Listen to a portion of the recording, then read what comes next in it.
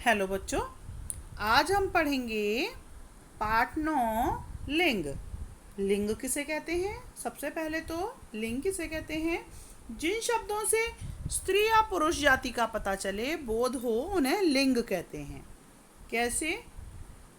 अगर कोई लड़का है तो हम बोलेंगे लड़का, बैठा है, खड़ा है, कर रहा है।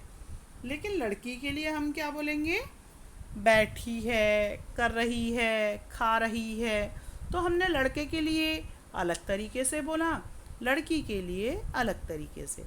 तो यहाँ जब हमें ऐसे ही अगर हम टेबल के बारे में बोलेंगे, जबकि वो तो कोई लड़का लड़की नहीं है, लेकिन टेबल के बारे में हम रखी है बोलेंगे। हम कभी ये नहीं बोलेंगे टेबल रखा है, हम बोलते हैं टेबल रखी है। तो ये हम लड़कियों की तरह, हम स्त्री की तरह हम बात कर रहे हैं टेबल के लिए, तो टेबल भी स्त्रीलिंग है। शेर, शेर खड़ा है, हम शेर खड़ी है नहीं बोलेंगे, शेर खड़ा है। शेर जा रहा है, इसको हम किसकी तरह बोल रहे हैं? लड़के की तरह, पुरुष की तरह। तो ये पुल्लिंग में आएगा। तो इसी तरह हम दो तरीके से बोलते हैं, या तो हम लड़कियों की तरह से किसी चीज़ को बोलते हैं, या हम लड़कों की तरह से बोलते हैं। तो जिन चीज़ों को हम लड़कियों की तरह से बोलते हैं वो स्त्रीलिंग में आती हैं, और जिन चीज़ों को हम लड़कों की तरह से बोलते हैं वो पुल्लिंग में आती हैं। जैसे कप, कप रखा है, मग रखा है। मग को हम रखा है बोलेंगे, लेकिन प्लेट को बोलेंगे रखी है।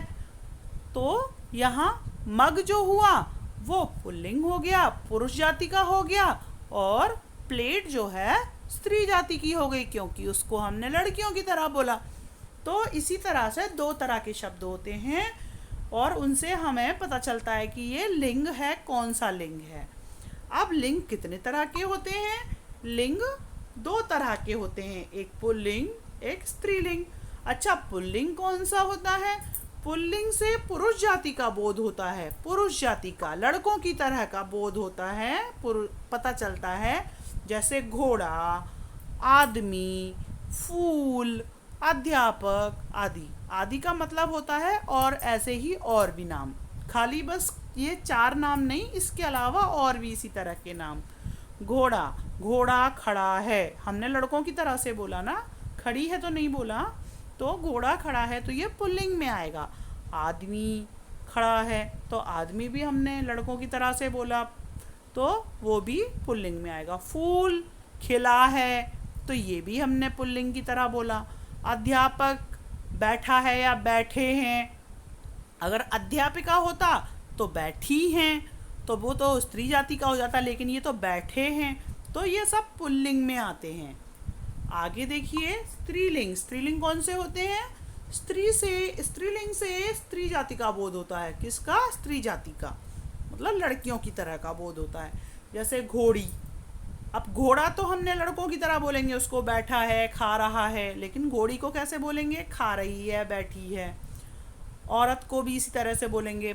पत्ती, जो फूल की पत्ती होती है, उसको भी हम पत्ती उड़ रही है, पत्ती उड़ रहा है नहीं बोलेंगे, पत्ता को उड़ रहा है बोलेंगे, पत्ती को उड़ रही है बोलेंगे।